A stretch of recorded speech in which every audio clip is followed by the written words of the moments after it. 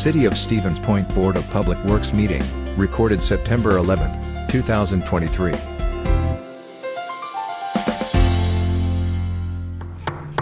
I will call the Board of Public Works meeting to order at 6:12 p.m. I am filling in for Mayor Wiesa for a record second time in one term.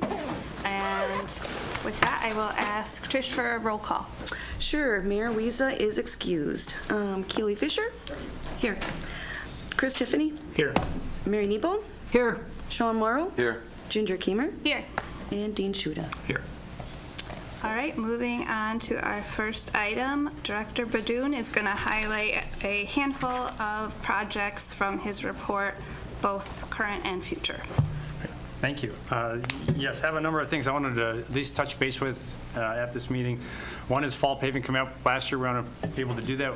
We didn't have the funding necessary to do that. This year we do have funding. In fact, due to probably the biggest windfall is just that we had an LRIP program reimbursement this year, so about a little over $140,000 thrown back into the pot through that, and that's what we use that money for. Monies that are accounted for within our budget that otherwise aren't spent through means that we are able to save, change order, lower contract prices, however, once work begins, as well as, money's left over. So we're identified a number of things, one of which has already started. The first one I have listed in my actually long list of what we're hoping to get done. Helen and Martha's will probably be paved here in a couple of weeks. We change ordered that one into the current project on the south side. And then we have a few other projects there that we're hoping to get done. Fall paving is a combination of using in-house. That's one of the reasons we can, we use that money. We don't necessarily always have a lot of money. The monies we have generally just go strictly to the paving component of it, and then the rest of the work we generally do in-house, which allows us to stretch that out. And it generally works out well because our crews are starting to finish up with their routine work, the crack fill, the trumbull. A lot of the concrete repairs are getting done at this time of year, so we like to just make good use of staff. And efficient use of staff there. So we got there. So yeah, a number of things. We're still working out on this other list here at the bottom that I have here, Schofield, Briggs, Union, hoping to otherwise get those. Otherwise, we'll be making a final decision on those and potentially changing those into bidding tomorrow.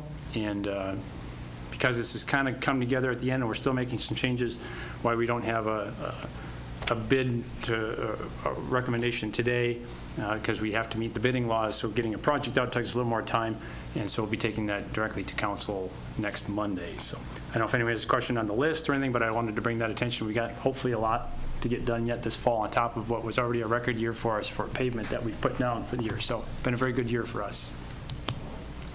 I have a quick question. When these projects come up at the end of the season, do the residents get notified, like with a postcard or something? We try to let them know as soon as possible that we, what we others have going on, so we will send out letters. A lot of the projects that we have there are generally identified beforehand, and many times the residents know kind of what our plan is. They're usually smaller, of course, projects since we're doing them internally.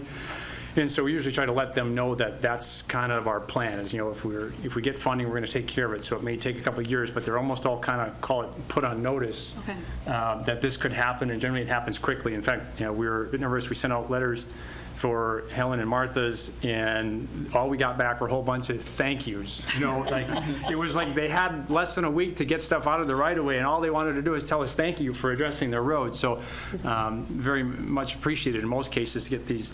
They're smaller projects, but to get them done. Other kind of letters. What's that? You get other kind of letters. Right. So, if anything else, we get letters from nearby people saying, why can't I get mine done as well? So, but yes, we do try to get them notification as soon as possible towards what we're doing to give them as much notice as we can.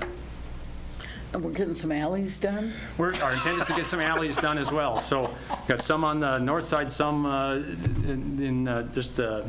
there by Gerke. Try to get done what we can get done. We're going to probably do a mix of both, because some of the alleys we actually stripped the pavement off already in last year, so those are really ready to go. We'll try to get some of them with staff this fall. So we try to get as much done as we can, but it's looking like a very good year, and hopefully the weather holds out. We'll get a lot of work completed yet this fall.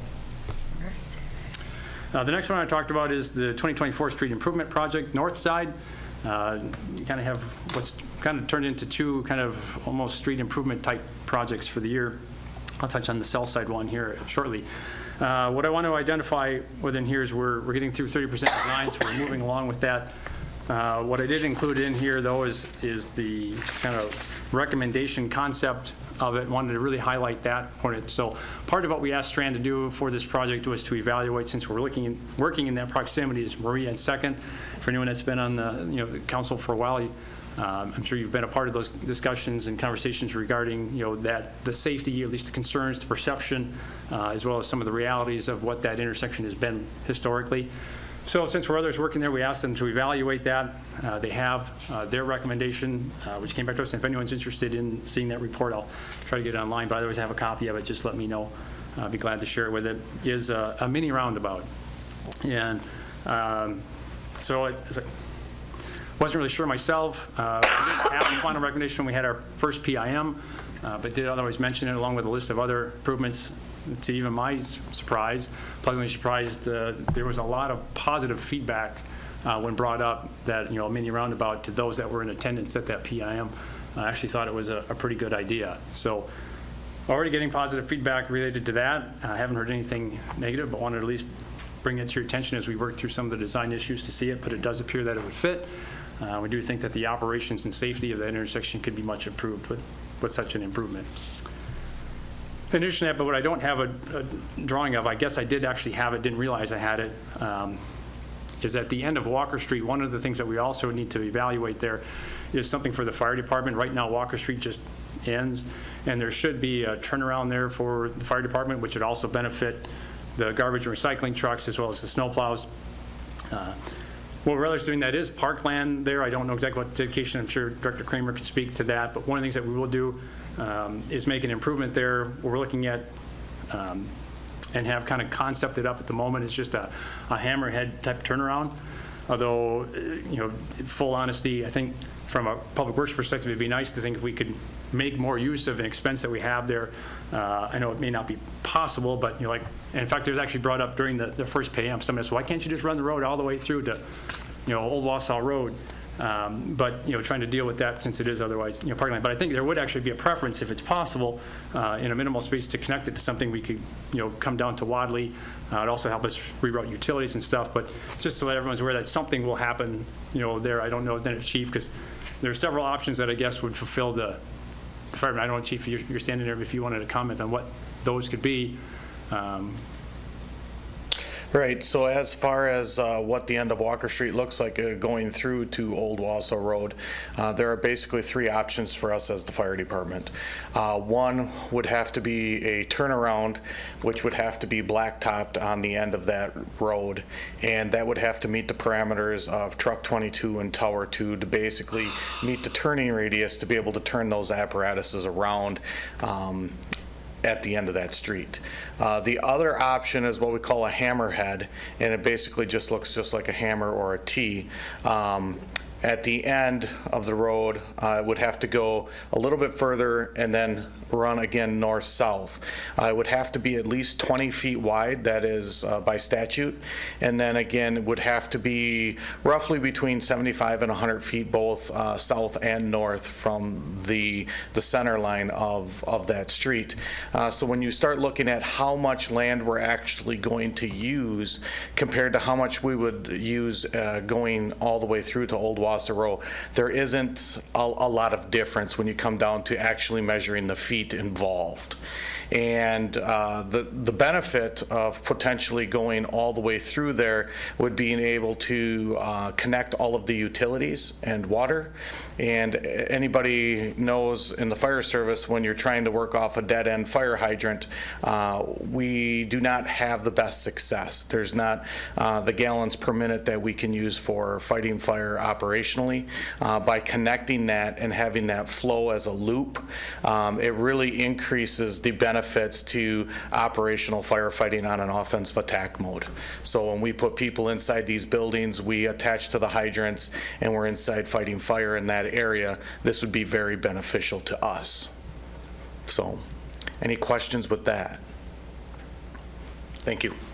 But yeah, so I apologize not putting there, but the biggest thing is that because there's there, and I think Director Kramer can identify as as soon as we step foot otherwise in there, if people aren't otherwise aware of it, they're going to start calling and asking what's going on. So just the idea that something, our idea is to keep, small footprint, less disturbance, but just that something will happen there and it'll look differently than it does today, just so everybody's aware, and we're working through that.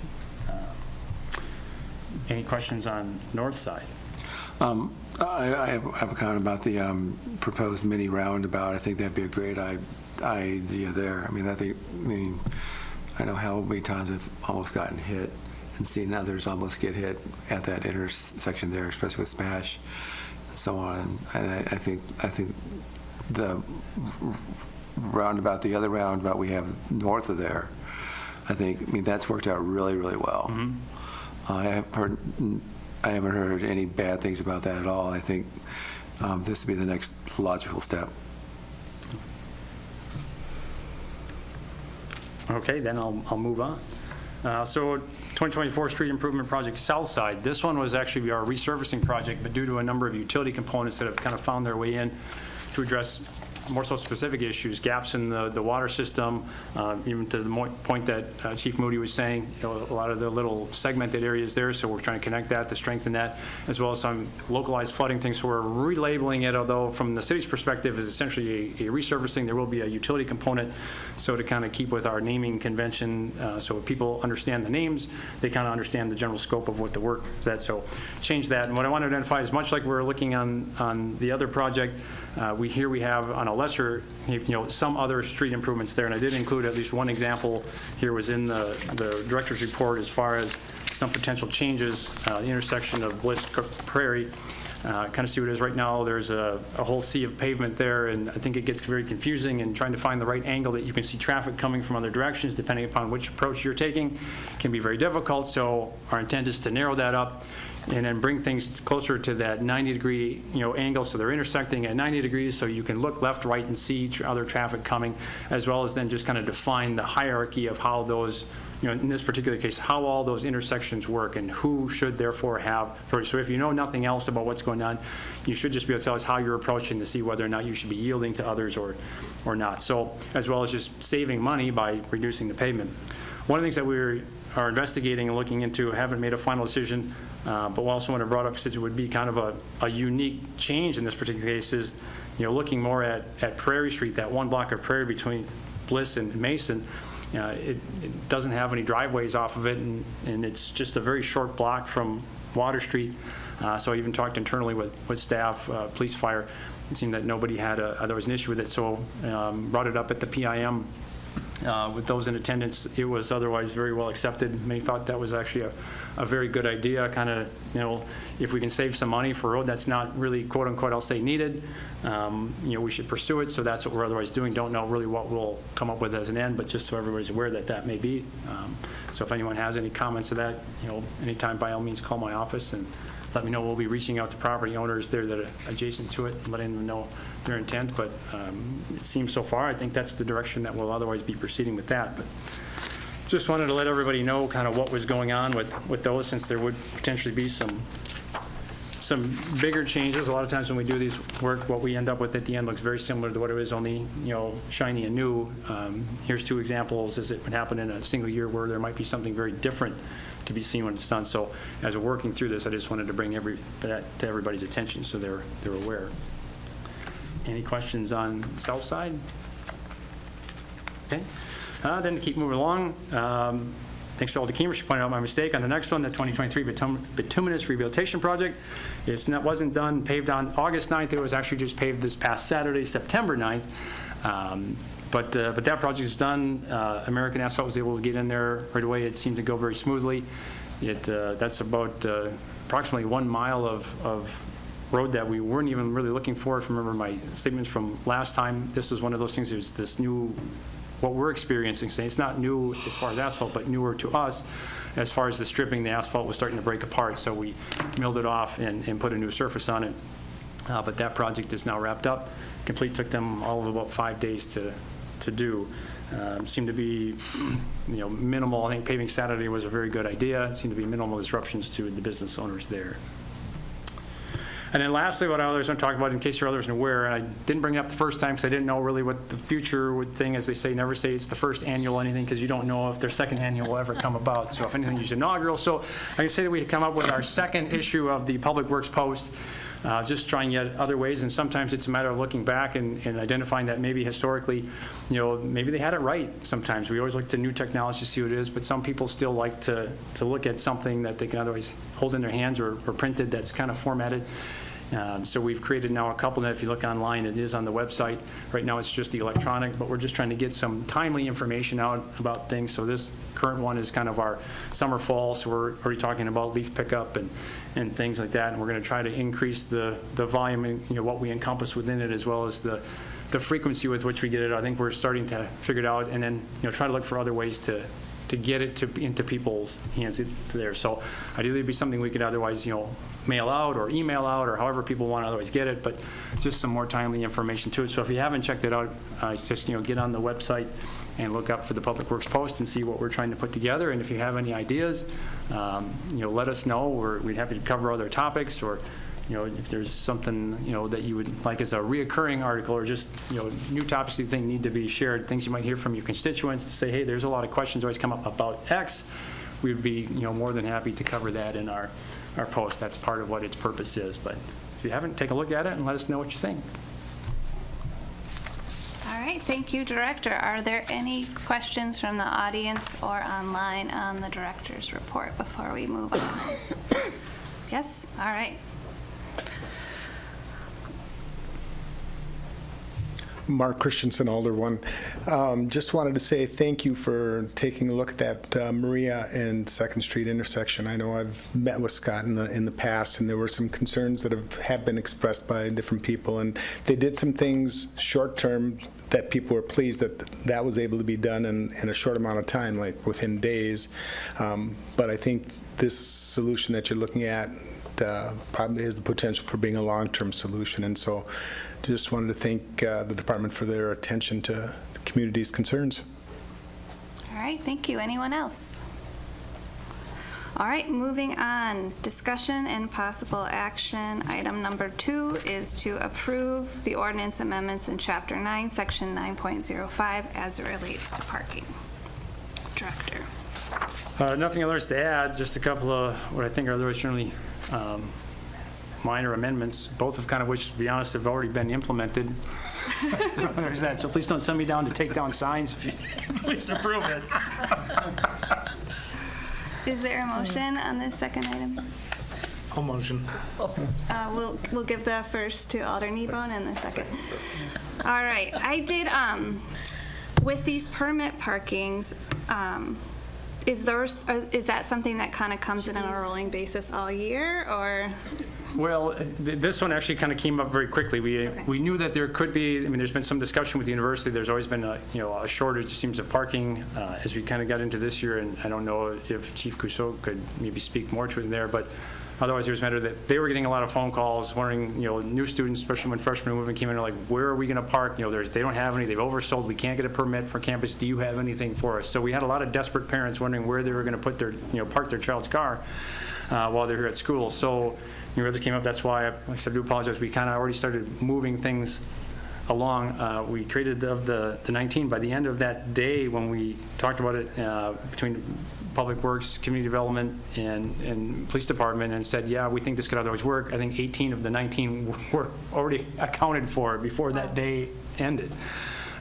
So whether there would others be more, and I think there's more room in that lot, we could get additional to come up. But I think that's really where it kind of comes up, and maybe as to next year, it'd be different if people were prepared, not seeing the school as prepared, but however they communicate with it, and there's that demand. I would anticipate that this probably will be sufficient for the year. I guess we'll see maybe at semester break if there's more of a request if student turnover is there.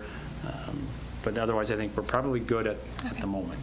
All right, any other questions for the director? Any from the audience or online?